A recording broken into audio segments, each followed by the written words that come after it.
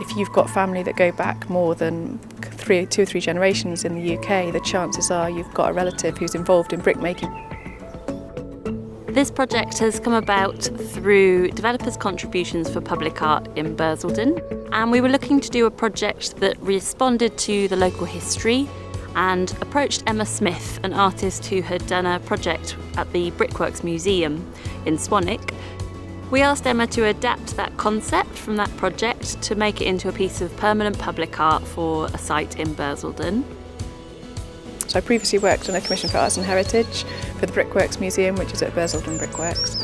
And there I was commissioned to make a piece of artwork where I got very interested in the history of hidden labour in brickmaking and the extraordinary craft that is involved in making bricks by hand. I was invited by Eastleigh District Council to create a permanent work that would really zoom in on Bursledon as a real epicentre for brickmaking. And so the idea for this work is to really focus on this specific geographic area. We're actually working with a 5-mile radius of Bursledon, Old Bursledon, as the radius that bricks typically would be distributed across. So we looked for a suitable site and found Great Down Park in Old Bursledon, where a lot of bricks were made, and it felt like a really beautiful setting to be able to put a new piece that would incorporate some seating and tell a bit of the story of the history of brickmaking in the area. With every public art project, community engagement is really important, and it's also a very big part of Emma's practice. And with this piece, of course, we started back with the brickworks, back with some of the volunteers there, to begin that research around the names of hyper-local people who'd been involved in brickmaking here. We then opened up to the local community beyond the brickworks and ran a number of sessions at the local community centre, in the library, in the park itself. And Emma also met with various groups locally, including the WI and the Local History Society, to collect their input on the project, see what they thought about it, learn more about the concept behind it, and get involved with some of that research process. So with Great Down Park being right opposite Bursledon C of E Primary School, we of course wanted to work with the school children there, and Emma's a fantastic teacher as well as being a really great artist. So she was really willing and keen to go and meet some of the children there and show them some of those historic brickmaking techniques so they would understand how the bricks in the piece were made and the amount of work that goes into doing that. So I ran a number of workshops as part of making this work, in particular working with Bursledon Junior School.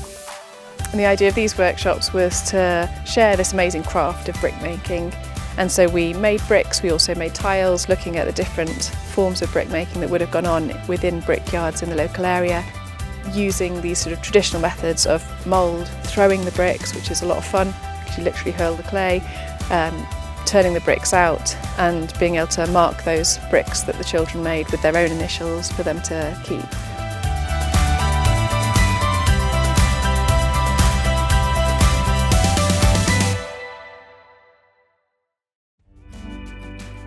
We're at Bursledon Brick and Tile Company today, which is one of the very few handmade brick crafting companies in the UK that's left.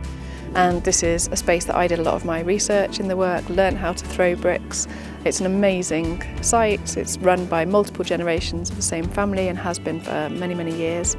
And it's where I've come to really sort of appreciate the real craft of brick making and what it involves as a skill. This is where we've been making the bricks for the work for Coralent Eastleigh, and it's here that the bricks being thrown, but also I'm lettering the bricks with all of the names of all the people from Bursledon and the surrounding area that are being put into this work. Hello, I'm Tony Minter, one of a family team that run the Bursledon Brick and Tile Company, a business which has been on the site here at Bursledon for about 550 years, pretty much continuously working the Eocene London bed clays that underlay the site. We still are a very traditional company and have never moved into machine manufacture, so still using vernacular, very traditional East Anglian techniques of brickmaking. Carry out a huge range of special work for many, many listed buildings, places like Hampton Court and that type of project. So the work has the names of brickmakers really kind of focused in on this central area of Old Bursledon, and of which there are hundreds and hundreds, and so this is a real huge area for brickmaking. So one of the things that's interesting about brickmaking history is the number of people who are involved, because so many people were involved, and even if it wasn't a main job, lots of people did it as summer work for extra cash. It was also something that women and children did, so we have this whole history, sort of extra invisible history of women and children working, making bricks right the way through the 1800s. So each brick within the work that's going to be sited in Great Down Park has got the name of a local maker imprinted into that brick. So there's been a process of finding those names and checking those names, because sometimes you will have people with the same name but they will be father and son, grandfather, son. Always intrigued by artwork projects. We've taken part in a number over the years, and this is another one which anything that really promotes and explores the previous use of brick, I think, is something we would definitely support. And Emma having stamped and marked all the bricks, our problems now come with drying them carefully and safely and firing them safely, which is always a bit of a worry. You never know quite what's going to come out of the kiln until you open the door after 3 days, and it's a very nerve-wracking experience, so hopefully everything will go well.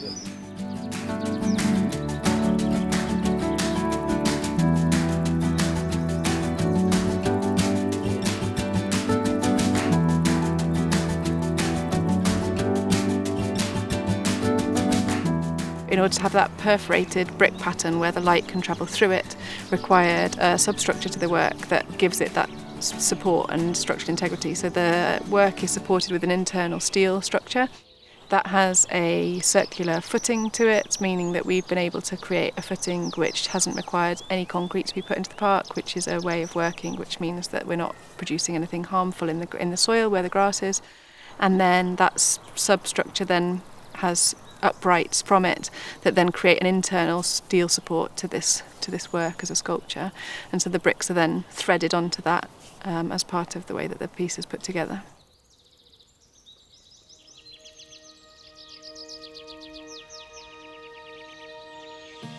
So the design of the artwork for Great Down Park has borrowed some elements conceptually from the original installation, in that I wanted to keep the circle as a space of equality, and I also wanted to keep the idea of working with perforated brick, which is where you layer the brick so that you have gaps between the bricks so that you can see through and light comes through, and light was really important in the work in the drying shed at the museum, and equally as important in the green space, the park, and I really loved how that dappled effect of the light through the bricks would echo and reference the dappled light you get through trees in this park space.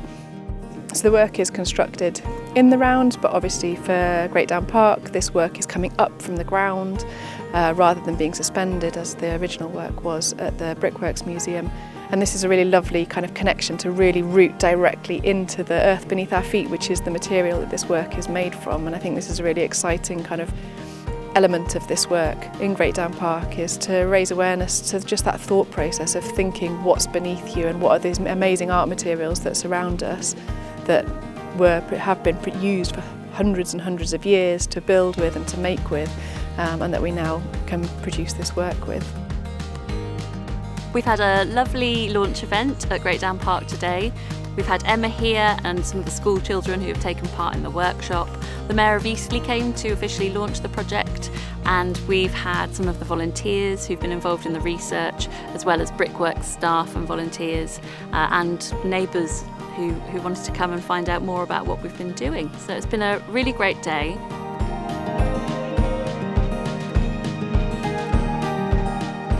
People we've been talking to today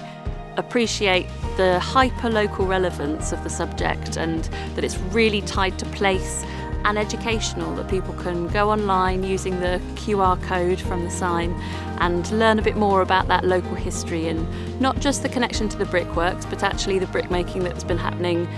long before it was even there in the family kiln. So there's a lot of history to learn with this piece, as well as to sit and enjoy the park. as part of the launch day today, I was over at the school again this morning working with year 2 and 3, and those children have been making their own bricks. So I think what's nice with this work is that a brick is something that we see every day. We don't think about it, we don't think about who's made it, where it's come from, and often those bricks have been made, depending on the age of the building, by potentially a child or a family. It's also nice with the work because this has got initials all over it, that people can come and look up their own family surname, see if there are people who maybe they are related to within the work or might know. But also just with kids, it's the joy that actually we all have common initials in our names, even when we have different names, and so many of the children were able to just come and find their own initials in the work, which is just kind of, it's not their name in it, but it's a really nice fun element that your name might be reflected in there.